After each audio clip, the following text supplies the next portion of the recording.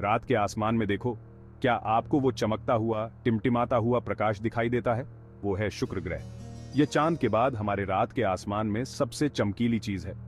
प्राचीन सभ्यताओं ने इसे सुबह और शाम का तारा दोनों कहा, यह सोचकर कि यह दो अलग अलग चीजें हैं, लेकिन यह सिर्फ एक ही ग्रह है जो अलग अलग समय पर दिखाई देता है। शुक्र हमारा सबसे नजदीकी पड़ोसी ग्रह है, जो सूर्य से दूसरा ग्रह है। इस नजदीकी के कारण ही शुक्र हमें इतना चमकीला दिखाई देता है, जो सूर्य के प्रकाश को पृथ्वी पर वापस रिफ्लेक्ट करता है। सूर्यास्त के ठीक बाद या सूर्योदय से ठीक पहले अक्सर शुक्र ग्रह दिखाई देता है। दूर से अपनी सुंदरता के बावजूद शुक्र रहस्य की दुनिया है, जो घने बादलों से ढका हुआ है, जो इसकी सतह को छुपाते हैं।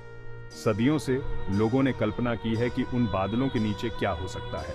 शुक्र ग्रह का नाम प्रेम और सुंदरता की रोमन देवी के नाम पर वीनस रखा गया है, लेकिन जैसा कि हम देखेंगे, ग्रह खुद नजदीक से प्यारा या सुंदर नहीं है। ये चरम सीमाओं की दुनिया है, जो हमारी इस समझ को चुनौती देती है कि ग्रह कैसे विकसित होते हैं। आइए इस आकर्षक ग्रह के रहस्यों के बारे में और जानें। शुक्र को अक्सर पृथ्वी का जुड़वां कहा जाता है। पहली नजर में यह समझ में आता है। शुक्र ग्रह पृथ्वी के व्यास का लगभग 75% है, लेकिन समानताएं यहीं खत्म होती हैं। शुक्र और पृथ्वी बहुत अलग तरह से विकसित हुए। सबसे बड़ा अंतर उनके वायुमंडल का है। शुक्र का वातावरण घना है, जिससे एक अनियंत्रित ग्रीन हाउस प्रभाव पैदा होता है। शुक्र एक बहुत ही अलग दुनिया है। शुक्र चरम सीमाओं की दुनिया है। इसकी सतह हमारे सौर मंडल के किसी भी ग्रह की तुलना में सबसे गर्म है। औसत तापमान लगभग 462 डिग्री सेल्सियस या 864 डिग्री फ़ारेनहाइट है। ये अत्यधिक गर्मी शुक्र के घने वातावरण के कारण है, जो 96% कार्बन डाइऑक्साइड से बना है। सूर्य से निकलने वाली गर्मी घने वातावरण में फंस जाती है, जिससे तापमान बढ़ जाता है। सतह पर वायुमंडलीय दबाव बहुत ज्यादा है, जो समुद्र तल पर पृथ्वी के दबाव से लगभग 90 गुना ज्यादा है। यह उस दबाव के बराबर है जो आपको पृथ्वी के महासागरों में 900 मीटर गहराई पर अनुभव होगा। शुक्र के बादल सल्फ्यूरिक एसिड की बूंदों से बने हैं, जो इतने घने और परावर्तक हैं कि वे ग्रह की सतह को छिपा लेते हैं। इनमें सल्फ्यूरिक एसिड की बारिश भी होती है, लेकिन यह बारिश कभी भी सतह तक नहीं पहुंचती।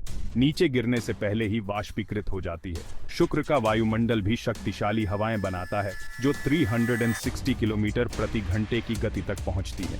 ये हवाएं उसी दिशा में चलती हैं जिस दिशा में ग्रह का घूर्णन होता है, जिससे वायुमंडल का एक सुपर रोटेशन बनता है। ऐसा लगता है जैसे पूरा वायुमंडल एक विशाल तूफान प्रणाली हो।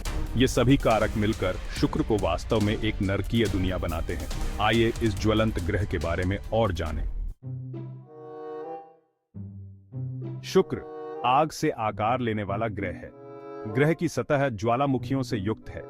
इनमें से कुछ आज भी सक्रिय होने की संभावना है। शुक्र के सबसे बड़े ज्वालामुखी को मात मॉन्स कहा जाता है। यह आसपास के मैदानों से लगभग 8 किलोमीटर ऊपर उठता है, जो माउंट एवरेस्ट जितना ऊंचा है। लेकिन मात मॉन्स शुक्र के कई ज्वालामुखियों में से एक है। ग्रह की सतह ज्वालामुखीय विशेषताओं से आच्छादित है, जिसमें विशाल लावा मैदान और मकड़ी जैसी अजीब संरचनाएं शामिल हैं। शुक्र में पृथ्वी की तरह प्लेट टेक्टोनिक्स नहीं है। इसके बजाय ग्रह के अंदर गर्मी तब तक बनती रहती है जब तक कि वह सतह से नहीं फट जाती। इससे बड़े पैमाने पर ग्रहव्यापी ज्वालामुखी विस्फोट होते हैं। हाल के अध्ययनों से पता चलता है कि शुक्र अभी भी ज्वालामुखी रूप से सक्रिय हो सकता है। वैज्ञानिकों को हाल ही में लावा प्रवाह के प्रमाण मिले, जो संभवतः कुछ वर्षों से लेकर कुछ हजार वर्ष पुराने हैं। इसका मतलब है कि आज भी शुक्र में विस्फोट हो रहा होगा, जिससे हमारी इस समझ में बदलाव आ रहा है कि चट्टानी ग्रह कैसे विकसित होते हैं। अत्यधिक सतह दबाव लावा प्रवाह के तरीके को प्रभावित करता है, जिससे चापलूस ज्वालामुखी बनते हैं। शुक्र के ज्वालामुखियों का अध्ययन करने से हमें न केवल शुक्र बल्कि पूरे सौर मंडल में ज्वालामुखी को समझने में मदद मिलती है। आइए शुक्र के एक और अनोखे पहलू पर चलते हैं। शुक्र अपनी एक्सिस पर बहुत ही असामान्य तरीके से घूमता है। यह अधिकांश अन्य ग्रहों की तुलना में पीछे की ओर घूमता है। शुक्र पर सूर्य पश्चिम में उगता है और पूर्व में अस्त होता है। वैज्ञानिक इसे प्रतिगामी घूर्णन कहते हैं। हमें पूरी तरह से यकीन नहीं है कि यह इस तरह क्यों घूमता है। एक सिद्धांत यह है कि शुक्र अपने इतिहास के प्रारंभ में एक बड़ी वस्तु से टकराया था। इस प्रभाव के कारण ग्रह पलट गया होगा। शुक्र के घने वातावरण ने एक भूमिका निभाई। आखिरकार यह पूरी तरह से दिशा उलट सकता था। कारण जो भी हो, यह उल्टा घुमाव शुक्र को अद्वितीय बनाता है।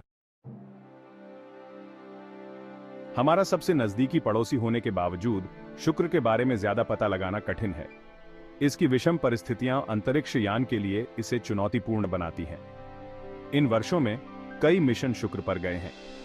1970 में वेनेरा 7 किसी अन्य ग्रह पर उतरने वाला पहला अंतरिक्ष यान था। नासा के पायनियर वीनस 1 मिशन ने 1978 में ग्रह के वायुमंडल का अध्ययन किया। नासा ने 2 नए मिशनों को मंजूरी दी है, डेविंसी प्लस और वेरिटास।